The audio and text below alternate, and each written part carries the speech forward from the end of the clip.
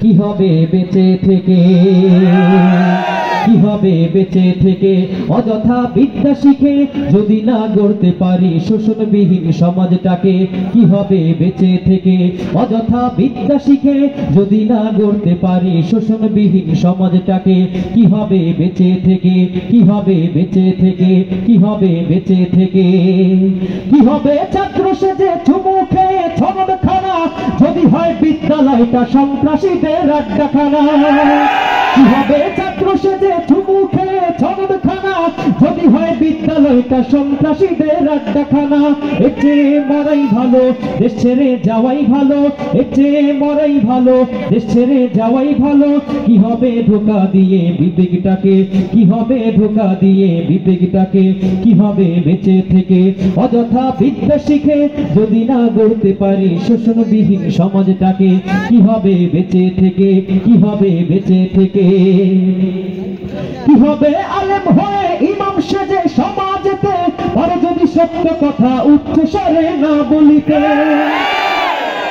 এমন আলেম আছে না আমাদের সমাজে?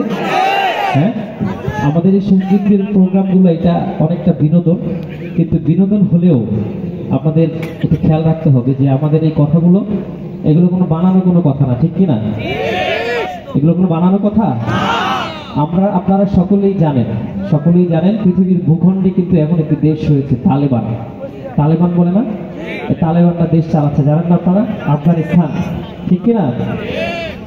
তাদের কিছুদিন আগের অবস্থানে কিন্তু তাদের ছিল কি, তালেবান বলে মানুষ গালি দিত, এরকম হতো না? কিন্তু আজকে তাদের অবস্থান কোথায়? পৃথিবীর সব থেকে বড় পরশক্তি আমেরিকা, ঠিক কিনা? সে আমেরিকা কিভাবে পালিয়েছে আপনারা দেখছেন না? হ্যাঁ, একেবারে সবকিছু নিয়ে পালিয়ে গেছে। তারাও কিন্তু মৌলবী, তারাও কিন্তু মোল্লা, আর আপনি আর আমিও কিন্তু মোল্লা। সুতরাং আমাদের পার্থক্য করতে হবে, তাদের মূল্য কত আর আমাদের মূল্য কত। আমাদের মূল্য অনেক সময় এক প্যাকেট বিরিয়ানি, ঠিক কিনা? কিন্তু এমন আলেম, এমন মৌলবী আমাদের হওয়া যাবে না, ঠিক কিনা?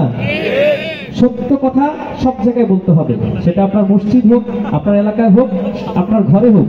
সত্য সত্যই সত্য, কিন্তু মিথ্যা বলা যাবে না, ঠিক আছে? কি হবে আলেম হয়ে ইমাম সেজে সমাজেতে আর যদি সত্য কথা উচ্চ স্বরে না বলিতে।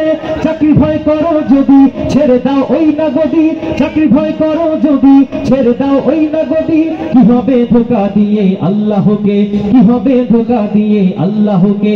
কি হবে বেঁচে থেকে অযথা বিদ্যা শিখে যদি না গড়তে পারি শোষণবিহীন সমাজটাকে। কি হবে বেঁচে থেকে, কি হবে বেঁচে থেকে, কি হবে বেঁচে থেকে। কি হবে শেষ নবীজির উম্মত বলে দাবি করে যদি ওই নবীর চেয়ার কাদিয়ানীরা দখল করে। কি হবে শেষ নবীজির উম্মত বলে দাবি করে যদি ওই নবীর চেয়ার দেওয়ানবাগী দখল করে। নবীজির জন্য যদি রক্তের বহে নদী, নবীজির জন্য যদি রক্তের বহে নদী, তবুও হটবো না এই দাবি থেকে, তবুও হটবো না এই দাবি থেকে, ঠিক কিনা? এখানে অনেক ধরনের মানুষ থাকতে পারে, কেউ আওয়ামী লীগ করে, কেউ বিএনপি করে, বা বিভিন্ন দল করে, ঠিক কিনা? কিন্তু একটা জায়গায় কিন্তু আমরা সকলে এক, সেটি হচ্ছে কি, এখানে যারা এসেছে তারা প্রত্যেকেই নবী করিম সাল্লাল্লাহু আলাইহি ওয়াসাল্লামের উম্মত, ঠিক কিনা? এই একটা জায়গায় সারা বাংলাদেশের যে কোনো জায়গায় যখন আমাদের প্রিয় রাসূল, আমাদের কলিজার টুকরা প্রিয় রাসূল সাল্লাল্লাহু আলাইহি ওয়াসাল্লামকে নিয়ে যখন কেউ কটূক্তি করে, কেউ বাজে কথা বলে, সেই সময় কিন্তু আমরা সকলেই এক হয়ে যাই। তখন আমাদের কোনো দল নাই, আমরা সকলেই রাসূল সাল্লাল্লাহু আলাইহি ওয়াসাল্লামকে ভালোবাসি, ঠিক কিনা? কি হবে শেষ নবীজির উম্মত বলে দাবি করে যদি ওই নবীর চেয়ার দেওয়ানবাগী দখল করে। নবীজির জন্য যদি রক্তের বহে নদী, নবীজির জন্য যদি রক্তের বহে নদী, তবুও হটবো না এই দাবি থেকে, তবুও হটবো না এই দাবি থেকে। কি হবে বেঁচে থেকে অযথা বিদ্যা শিখে যদি না গড়তে পারি শোষণবিহীন সমাজটাকে। কি হবে বেঁচে থেকে, কি হবে বেঁচে থেকে, কি হবে বেঁচে থেকে। কি হবে লেখালেখি কি কলমবাজির এই মহড়া, সমাজের আসল চিত্র যদি না যায় তুলে ধরা। যদি ওই ঘুষের বলে কলমটা উল্টো চলে, যদি ওই ঘুষের বলে কলমটা উল্টো চলে, তবে কি যাবে রোখা দুর্নীতিকে, তবে কি যাবে রোখা দুর্নীতিকে। কি হবে বেঁচে থেকে অযথা বিদ্যা শিখে যদি না গড়তে পারি শোষণবিহীন সমাজটাকে। কি হবে বেঁচে থেকে, কি হবে বেঁচে থেকে, কি হবে বেঁচে থেকে, কি হবে বেঁচে থেকে। কি হবে কিতাবাদির তালিম দিয়ে মাদ্রাসাতে যদি ওই কোরআন হাদিস নিষিদ্ধ হয় আদালতে। কি হবে কিতাবাদির তালিম দিয়ে মাদ্রাসাতে যদি ওই কোরআন হাদিস নিষিদ্ধ হয় আদালতে।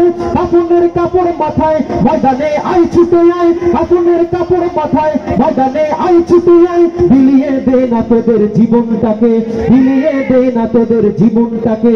কি হবে বেঁচে থেকে অযথা বিদ্যা শিখে যদি না গড়তে পারি শোষণবিহীন সমাজটাকে। কি হবে বেঁচে থেকে, কি হবে বেঁচে থেকে, কি হবে বেঁচে থেকে, কি হবে বেঁচে থেকে।